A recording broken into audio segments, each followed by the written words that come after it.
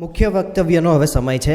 હું વિનંતી કરું શ્રી નરેન્દ્રજી ઠાકુરને, અખિલ ભારતીય સહપ્રચાર પ્રમુખને, કે આપ આવો, આપના વિચારો પ્રકટ કરો।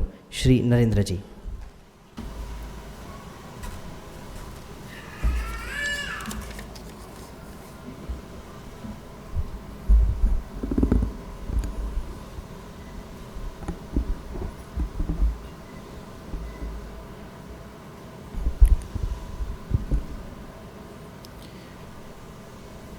नारद सम्मान कार्यक्रम के आज की मुख्य अतिथि कुलगुरु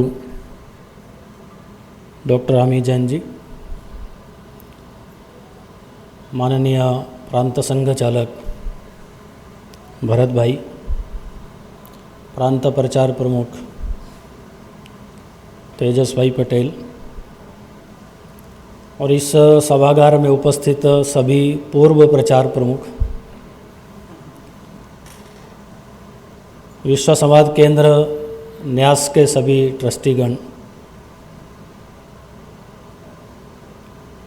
माता भगिनी, सज्जन वृंद और पत्रकार मित्रों,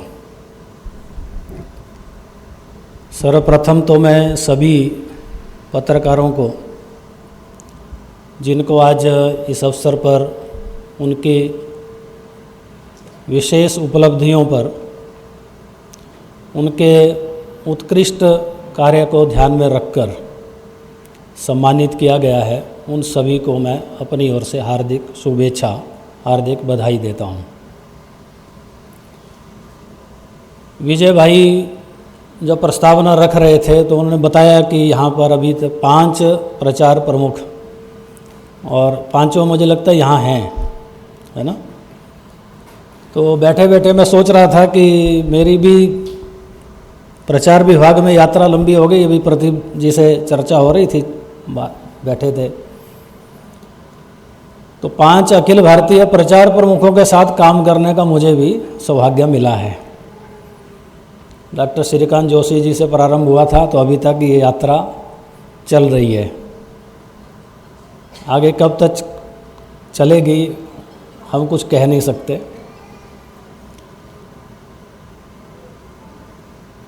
नारद जयंती का कार्यक्रम पिछले अनेक वर्षों से विश्व समाज केंद्र गुजरात भी आयोजित कर रहा है और पूरे देश भर में भी सभी प्रांतों में एक इसकी लंबी यात्रा हुई है। लगभग प्रचार विभाग का काम प्रारंभ होने से पहले ही विश्व संवाद केंद्र का काम प्रारंभ हो गया था। धीरे धीरे प्रचार विभाग के अंतर्गत इसकी व्यवस्था बन गई और अभी एक प्रचार विभाग के आयाम के नाते विश्व संवाद केंद्र आयाम अपना काम करता है।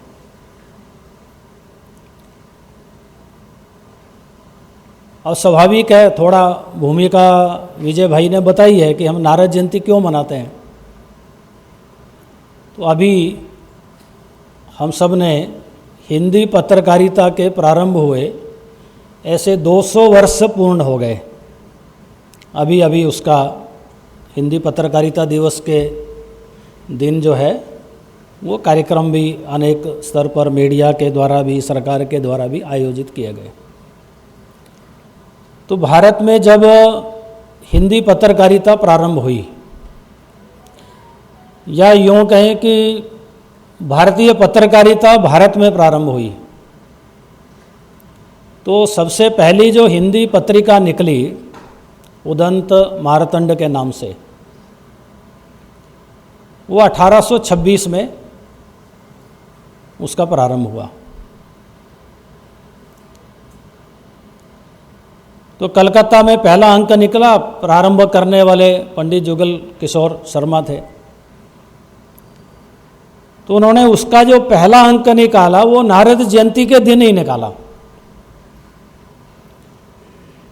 और उसके संपादकीय में उन्होंने उसका उल्लेख भी किया और नारद जी का चित्र भी उस पत्रिका के अंदर प्रकाशित किया। तो अपने संपादकीय में वो स्पष्ट रूप से लिखते हैं कि आज हम भारत में हिंदी की पहली पत्रिका प्रारंभ कर रहे हैं और एक विशेष अवसर है, वो है नारद जयंती का, और नारद जी भारतीय पत्रकारिता के पहले पुरुष हैं, ऐसा उल्लेख उनके संपादकीय में है। इसका अर्थ है कि उन्होंने उसके पीछे की जो भारतीय दृष्टि है, हमारा अपना क्या है, हमारे आदर्श क्या हैं, उसको ध्यान में रख करके उन्होंने नारद जी को वो पहला अंक समर्पित किया और नारद जयंती के दिन ही उसको प्रारंभ भी किया। ये मैं इसलिए भी कह रहा हूँ क्योंकि हमारे यहाँ जितना भी प्रकार का ये कोई नई विधाएं प्रारंभ हुई तो कोई ना कोई हम अपने संस्कृति से, अपने इतिहास से जोड़ करके उसको चलते हैं और वहीं से प्रारंभ करते हैं। प्रारंभ बिंदु हमारा वही होता है। जब भारत में सिनेमा का प्रारंभ हुआ तो हम जानते हैं कि दादा साहब फाल्के ने पहली भारतीय फिल्म बनाई, तो उनके मन में भी कोई अलग प्रकार का विचार, अलग प्रकार की कहानी हो सकती थी, लेकिन पहला जो करैक्टर चुना उन्होंने तो किसको चुना, तो राजा हरिश्चंद्र को। उसके पीछे की दृष्टि क्या रही होगी कि जो सत्य है वो भारतीय संस्कृति का आधार है। हमारा समाज सत्य के आधार पर चलता है और उस सत्य के लिए सर्वस्व अर्पण करने की भी उसकी तैयारी रहती है। तो आदर्श के रूप में सामने रखना तो किसको रखना, सत्य का आदर्श हरिश्चंद्र से बड़ा कोई हो नहीं सकता है। उसके बाद भी उन्होंने जो फिल्मों का चयन किया, जो कहानियों का चयन किया, वो पौराणिक कहानियाँ ही हैं। श्री कृष्ण जन्म, कालिया मर्दन, ऐसे ऐसी कहानियाँ उन्होंने सिनेमा के माध्यम से भारतीय समाज के सामने वो लेकर के आए। तो इसका अर्थ है कि कहीं ना कहीं सबके मन में एक भारत का जो स्व है उसको जागृत करने का वो विषय केंद्र में रहता था, ताकि हम अपनी जड़ों से, अपनी संस्कृति से, अपनी परंपराओं से, अपने इतिहास से जुड़े रहें। तो इसी को ध्यान में रख कर के आगे भी विश्व संवाद केंद्र ने एक पत्रकारिता में कुछ आदर्श होने चाहिए। तो वो कौन सा बिंदु हो सकता है, कौन सा आदर्श हो सकता है, तो नारद जी को सामने रख करके और नारद जयंती के दिन ही इस प्रकार के कार्यक्रमों का शुभारंभ किया, ताकि पत्रकारिता के क्षेत्र में जो उत्कृष्ट कार्य कर रहे हैं, जो उस चुनौती का सामना करते हुए आगे बढ़ रहे हैं, उन सबको सम्मानित करना चाहिए, उन सब का प्रोत्साहन होना चाहिए, क्योंकि प्रोत्साहन समाज की ओर से ये भी आवश्यक होता है। क्योंकि पत्रकारिता का जो क्षेत्र है वो इतना आसान नहीं है जितना हमें बाहर से लगता है। नई नई चुनौतियां आती रहती हैं और हमने सबने जो यहाँ पर बैठे हुए लोग हैं, तो एक पत्रकारिता के अंदर भी जो एक टेक्नोलॉजी से लेकर के हर प्रकार का विकास होते हुए देखा है। यानी जो किसी समय में संवाद का जो माध्यम था वो मौखिक रहता था, हम कहानियों के द्वारा, कथाओं के द्वारा ये समाज तक सारे संदेश पहुंचाते थे। लेकिन धीरे धीरे जब प्रकाशन प्रारंभ हुआ, विज्ञान ने तरक्की की, प्रिंटिंग प्रेस आ गए, तो प्रिंटिंग के रूप में उसका स्वरूप आ गया। तो प्रिंटिंग चला तो इलेक्ट्रॉनिक में थोड़ा सा विकास हुआ तो रेडियो आ गया, और जब सैटेलाइट में हम आ गए तो फिर टीवी को भी हमने अपने सामने ही आते हुए देखा है। उसमें फिर समाचार, न्यूज़, ये सब प्रारंभ हो गया। और वो यात्रा चलते चलते फिर इंटरनेट, सोशल मीडिया के टूल्स आने के कारण से वो सोशल मीडिया के माध्यम से जो संवाद है या जो हम अपनी बात समाज तक, लोगों तक पहुंचाना चाहते हैं, वो उस माध्यम से, और अब एआई तक हमारी यात्रा पहुंच चुकी है। आगे भी कुछ नया आ सकता है, क्योंकि नई नई खोज तो विज्ञान में हमेशा होती रहती है और होनी भी चाहिए। तो नई चीज़ें भी आएंगी, लेकिन एक आनंद का विषय ये है कि पत्रकारों ने अपने आप को उस सारी टेक्नोलॉजी के अनुरूप भी ढाला है, अपने आप को तैयार किया है। केवल हम वहीं नहीं रुक गए कि अब नहीं, हम तो डिजिटल मीडिया में या हम प्रिंट मीडिया में काम करते थे, अब डिजिटल मीडिया आ गया तो हम क्यों नई टेक्नोलॉजी को स्वीकार करें। तो भारत के पत्रकारों ने भी और मीडिया ने भी उस टेक्नोलॉजी को स्वीकार करते हुए अपने आप को भी उसमें स्किल जो है अपना बढ़ाया और उसमें हमने अपने अनुरूप जो है उस आवश्यकता के अनुरूप अपने आप को ढाला है। तो ये एक इस प्रकार की एक जर्नी जो है, एक यात्रा जो है वो भी एक लंबी यात्रा एक पत्रकारिता के क्षेत्र में है। इसलिए हमारे सामने प्रतिदिन कोई नई नई चुनौतियां जो हैं वो आती रहती हैं।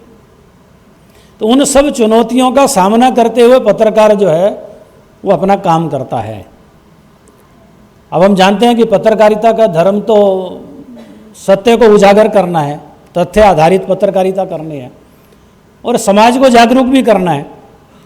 लेकिन उस सत्य को सामने लाने के लिए इतना आसान नहीं होता है, अनेक प्रकार के चैलेंजेस। अभी वीडियो में हमने सुना है कि अनेक प्रकार की कठिनाइयाँ, चुनौतियाँ और आज का जिस प्रकार का वातावरण है। अभी हमने कोरोना काल देखा तो लोगों के सामने वो सारी बातें लेकर आना, तो मीडिया उस समय शांत नहीं बैठा। मीडिया ने अपनी भूमिका को अच्छे प्रकार से निभाया है। एक चुनौती थी, जिनको समाज में सेवा कार्य करने थे वो भी लगे हुए थे, लेकिन उसके बावजूद भी मीडिया ने भी, पत्रकारों ने भी अपनी भूमिका उस सारे संकट में अपने आप को उस संकट के बीच में ले जा कर के भी और अच्छे तरीके से उसको निभाया है। तो चुनौतियां कम नहीं होती हैं, जान को भी खतरा होता है कई प्रकार की। अभी युद्ध की कवरेज करने के लिए जब पत्रकार वहाँ जाता है, युद्ध क्षेत्र के अंदर खड़ा रहता है, तो अब बंदूक की गोली या जो गोला है उसका, बारूद का, वो तो नहीं देखता कि कौन सामने खड़ा है। वो तो जहाँ गिरेगा वहाँ पर नुकसान करेगा ही। तो उस परिस्थिति में भी वहाँ पर जाकर के खड़े होकर के रिपोर्टिंग करना, इससे बड़ा साहस कोई दूसरा नहीं हो सकता है। तो उस चुनौती में से भी पत्रकार अपने आप को तैयार करता है। इसलिए विश्व संवाद केंद्र ने इस प्रकार का विचार किया कि कहीं ना कहीं ऐसे सब काम करने वाले, ऐसे साहसिक पत्रकारिता के लिए भी अलग अलग क्षेत्रों में जो अलग अलग विधाएं हैं पत्रकारिता की, उसमें सम्मान मिलना चाहिए और प्रोत्साहन मिलना चाहिए। लेकिन एक बात हमेशा पत्रकार ने भी और समाज ने भी, मुझे लगता है कि ये समझ के आगे बढ़ना चाहिए कि जो पत्रकारिता का उद्देश्य है, जो पत्रकारिता का लक्ष्य है, उसको ध्यान में रख करके ही हम अपनी पत्रकारिता करें। कितनी भी चुनौतियां आएंगी, बिना चुनौती के कोई काम होता भी नहीं है। और अगर समाज को, राष्ट्र को सही दिशा में लेकर के जाना है, उसका मार्गदर्शन करना है और जागरण करना है, तो कहीं ना कहीं फिर अपने आदर्शों पर भी टिक करके खड़े रहने की आवश्यकता रहती है। कठिनाई जरूर होती है, लेकिन जो आदर्श पर खड़े रहते हैं दुनिया उनको ही याद रखती है। कठिनाई के समय, चुनौती के समय झुकने वालों को कभी कोई याद नहीं करता है, ना कोई याद रखता है। तो इसको ध्यान में, अभी स्वतंत्रता का जो आंदोलन चला तो उस समय भी तो पत्रकारिता लोगों ने की है। तो अंग्रेजों के सामने भी कितनी भी कठिनाई होगी, कितनी भी चुनौती होगी, लेकिन पत्रकार कभी झुका नहीं और अपने लेखों के माध्यम से ऐसे हजारों युवाओं को स्वाधीनता आंदोलन में कूदने के लिए उन्होंने प्रेरित भी किया। उसका मार्गदर्शन उनको मिला। जो युवा हमारे हंसते हंसते फांसी के फंदे पर झूल गए, उनको तैयार करने में, उनका मनोबल बढ़ाने में या उनको प्रेरित करने में पत्रकारिता की भी भूमिका है। बिना उसके नहीं हो सकता था। तो इसको भी हम सब ने स्मरण रखना चाहिए। आज हम देखते हैं तो भारत तो बदल रहा है, भारत आगे भी बढ़ रहा है और अनेक क्षेत्रों में दुनिया के अंदर खड़ा है। चाहे वो हमारा आर्थिक क्षेत्र हो, चाहे सामरिक क्षेत्र हो, या नई नई टेक्नोलॉजी हो, विज्ञान के अंदर हो, तो आज पूरे विश्व को चुनौती देते हुए हम नंबर 1, 2, 3 पे कहीं ना कहीं हर क्षेत्र के अंदर खड़े हैं और आगे बढ़ रहे हैं। निश्चित रूप से अब भारत की उस गति को, प्रगति को कोई रोक नहीं सकता है, लेकिन उसके लिए हम सबको मिलकर के तैयार होना है। वो केवल कुछ लोगों के बल पर हम आगे नहीं बढ़ सकते हैं। तो अपने समाज की रचना, समाज का वातावरण उस प्रकार का अपने को बनाना पड़ेगा। उन चुनौतियों को, उन विमर्शों को भी समझना पड़ेगा। अभी राष्ट्रीय स्वयंसेवक संघ ने अपना शताब्दी वर्ष मनाया है। पूरे वर्ष भर अनेक प्रकार के कार्यक्रम चले। अभी भी कुछ शेष हैं, तो विजयदशमी तक वो अपना शताब्दी वर्ष के कार्यक्रम चलेंगे। तो उस सब में कुछ बातें ध्यान में आई, तो ऐसा लगता है कि राष्ट्रीय स्वयंसेवक संघ 100 वर्षों से सामाजिक समरसता के लिए प्रयत्न कर रहा है और कुछ सफलता मिली है, कुछ उसमें चुनौतियां भी हैं। कभी कभी पत्रकार मित्र मिलते हैं, चर्चा करते हैं कि आप समरसता के लिए बहुत काम करते हैं, तो आपको कितनी सफलता मिली है, क्या चैलेंज आते हैं, क्या वास्तव में आपको लगता है कि जिस गति से आप कर रहे हैं उससे कुछ परिवर्तन होगा? तो केवल संघ के करने से वो परिवर्तन आ जाएगा और तेज गति से आगे ऐसा नहीं होगा। तो सबको उसके लिए प्रयत्न करने पड़ेंगे, ये ध्यान में आता है। लेकिन दूसरी भी ध्यान में बात आती है कि संघ जैसी संस्थाएं या अन्य संस्थाएं, संगठन इसके लिए काम करते हैं, और भी लोग करते हैं अपने स्तर पर, और सबके मन में भी रहता है कि ये जाति भेद है, जो जातियां हैं ये समाप्त तो होनी चाहिए। लेकिन समाप्त कैसे होंगी? उसके लिए तो सबको मन बनाना पड़ेगा, सबको प्रयत्न करने पड़ेंगे। क्योंकि हम देखते हैं कि जैसे चुनाव की किसी राज्य में या केंद्र में घोषणा होती है, तो पूरा एनालिसिस, पूरा उसका विवरण अखबारों में आना शुरू हो जाता है। किस कंस्टिट्यूंसी के अंदर कितने प्रतिशत किसका वोट है, किस जाति का वोट है। तो एक तरफ तो हम चाहते हैं कि ये सब दूर होना चाहिए, समाप्त होना चाहिए, हम सबके मन में है, कोई उसमें हम कोई मन से नहीं चाहते, ऐसा नहीं है। लेकिन जब इस प्रकार से होता है तो फिर वो कहीं ना कहीं जाति का भाव तो जागृत हो ही जाता है। तो इसका एनालिसिस होना चाहिए, नहीं होना चाहिए, कितना वो आप लोग सोचिए उसके बारे में। लेकिन ये इस प्रकार की भी समाज के अंदर जब कठिनाइयां पैदा होती हैं, उस भाव को जब जागृत किया जाता है, तब फिर वो उसकी जो स्पीड है उसको रोक लगती है। आज पर्यावरण के बारे में हम सब चिंतित हैं, सबको चिंता रहती है और स्वाभाविक भी है, क्योंकि हम सब उसको झेल रहे हैं। केवल भारत में लोग झेल रहे हैं या केवल गुजरात के लोग झेल रहे हैं या हिमाचल ही झेल रहा है, ऐसा नहीं है। पूरी दुनिया के अंदर वो दिखाई दे रहा है। चिंता होती है, लेकिन उसके लिए हम जो व्यक्तिगत रूप से या संस्थागत रूप से जितने उसके लिए प्रयास करने चाहिए उतने प्रयास होते हैं क्या? तो ये सब मिलकर के जब तक उसको नहीं करेंगे तब तक वो परिवर्तन उसमें नहीं आ सकता है। हमारी भूमिका क्या हो सकती है, हमारा योगदान क्या हो सकता है? हम पेड़ों के संरक्षण के लिए, पेड़ लगाने के लिए कितना प्रतिबद्ध हैं? पानी का संकट आज दिखाई देता है, तो पानी को बचाने के लिए हमारी भूमिका क्या रहती है? हमें उसका ध्यान रहता है क्या? प्रयोग छोटे छोटे हो सकते हैं, लेकिन उसका परिणाम बड़ा होता है। जब एक एक व्यक्ति उसके बारे में विचार करता है, उसका आचरण करता है, उसको अपने जीवन के अंदर अपनाता है, तो स्वाभाविक एक बड़ा परिणाम उसका जो है वो दिखाई देता है। आज हम स्वच्छता की बात करते हैं, तो स्वतंत्रता के 75 वर्ष के बाद भी हमें अभियान क्यों लेना पड़ना चाहिए? हमारा स्वभाव क्यों नहीं बना? यानी एक नागरिक के नाते जो हमारी भूमिका होनी चाहिए, जो हमारा स्वभाव होना चाहिए, आदत बननी चाहिए, कुछ बातों में हम विदेशों के उदाहरण देते हैं, बहुत अच्छी बात है। अब कहीं जाते हैं, अभी परसों में एक वीडियो सुन रहा था, तो आप में से भी अनेक लोगों ने देखा होगा, तो हिमाचल में एक विदेशी महिला घूमने के लिए आई उसने एक वीडियो डाला है। तो अनेक कोई मंदिर के बाहर अनेक जो टूरिस्ट प्लेस है वहाँ पर, तो उसने जगह जगह कचरा है तो उसको लेकर के वीडियो बनाया है कि हम ऐसा क्यों करते हैं, कोई डस्टबिन में डालना चाहिए, गाड़ी से हम जा रहे हैं तो उसको सड़क में नहीं फेंकना चाहिए, अपनी कार में रख सकते हैं, आप घर में जा कर के या जहाँ डस्टबिन है वहाँ जा कर के उसको फेंकिए। तो एक चैनल में उसकी समीक्षा हो रही थी कि भी इस प्रकार से यानी अब भारत में आकर के भारत के लोगों को विदेशी सिखाएंगे क्या, हम क्यों नहीं 75 वर्ष में ये सब कर पाए, ये सोचने के विषय है। इसके लिए कुछ अभियान लेने की या उसकी आवश्यकता नहीं होती। हम सड़क पर जा रहे हैं, अब लोग कहते हैं कि भी उसके लिए सख्त कानून होने चाहिए।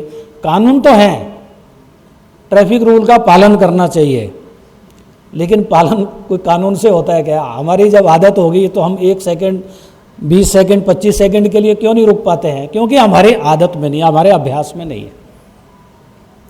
वो अभ्यास हमें डालना पड़ेगा, वो आदत हमें बनानी पड़ेगी, तब जाकर के कानून का भी पालन होता है। कितना भी सख्त कानून बना लो, आज लोगों को लगता है क्या है, चलान होगा और क्या होगा, काट लो चलान। जब इस मानसिकता में कोई रहेगा तो कितना भी सख्त कानून बना लो, कोई पालन उसका नहीं होगा कभी। ये व्यवहार की बात है, ये आदत की बात है। तो ऐसी बहुत छोटी छोटी बातें हैं जिसका विचार करने की आवश्यकता है, तभी हम एक विकसित भारत के रूप में आगे बढ़ पाएंगे। और दुनिया को भी अगर नेतृत्व देना है तो दुनिया भी कुछ बातों का तो ध्यान में रख करके हमारा अनुसरण करेगी। जब हमारे पास कुछ अपने कुछ वैल्यूज नहीं होंगी, कुछ मॉरल वैल्यूज नहीं होंगी, तो दुनिया क्यों हमारे पीछे चलेगी? हमारी बात को, हमारे सिद्धांत को क्यों दुनिया उसको स्वीकार करेगी?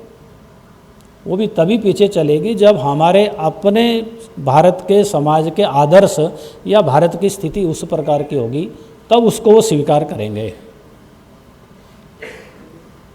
इसलिए अपने को एक तो भारत के स्व के आधार पर आचरण व्यवहार करना, उसके आधार पर चिंतन करना। जो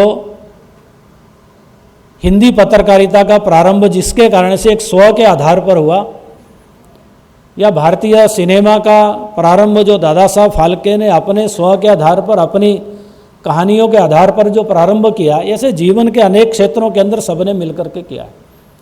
तो हर क्षेत्र के अंदर उस स्व को ध्यान में रख करके हमको आगे बढ़ना पड़ेगा, तभी हम भारत का एक नेतृत्व, भारत जो है वो दुनिया का नेतृत्व कर सकेगा। उसके लिए हम अपने आप को उस अनुरूप तैयार करना, और उस तैयारी के अंदर हम सबकी भूमिका है, यानी समाज के नाते सबकी भूमिका है। तो प्रत्येक को उसका ध्यान में रख करके अगर हम आगे बढ़ेंगे तो निश्चित रूप से आने वाले समय में और दुनिया जो है वो भारत के पीछे चलेगी। भारत जब बड़ा होगा तो वो दुनिया को समाप्त करने के लिए नहीं, या दुनिया पर कब्जा करने के लिए नहीं, तो दुनिया को सहयोग करने के लिए। जो धर्म की बात कही, तो भारत का वो धर्म क्या है? तो धर्म यही है कि हम दूसरों का भी ध्यान रखते हैं। हम केवल अपना नहीं सोचते हैं, केवल अपना विकास करेंगे, दूसरे को पीछे धकेलेंगे, या हम अपना ही चिंतन करेंगे, दूसरे को सहयोग नहीं करेंगे। तो भारत ने ये पिछले कुछ समय से ये करके भी दिखाया है। अब कोविड के समय जो वैक्सीन बनी, दवाइयों की जहाँ आवश्यकता लगी, तो केवल भारत ने अपना नहीं सोचा, तो दुनिया को भी जहाँ आवश्यकता थी उनको भी सहयोग दिया। तो ये भारत का ये धर्म है। तो उसको ध्यान में रख करके हम सब आगे बढ़ेंगे तो निश्चित रूप से आने वाले समय में दुनिया जो है वो भारत का मार्गदर्शन स्वीकार करेगी। लेकिन वो भारत का जो मार्गदर्शन होगा वो दुनिया की सुख समृद्धि शांति के लिए ही होगा, वो किसी को दबाने के लिए नहीं होगा। तो इतना निवेदन करके मैं अपनी बात पूरी करता हूँ, और पुनः एक बार सभी जो सम्मानित पत्रकार हैं उनको बधाई देते हुए अपना वक्तव्य पूर्ण करता हूँ। धन्यवाद।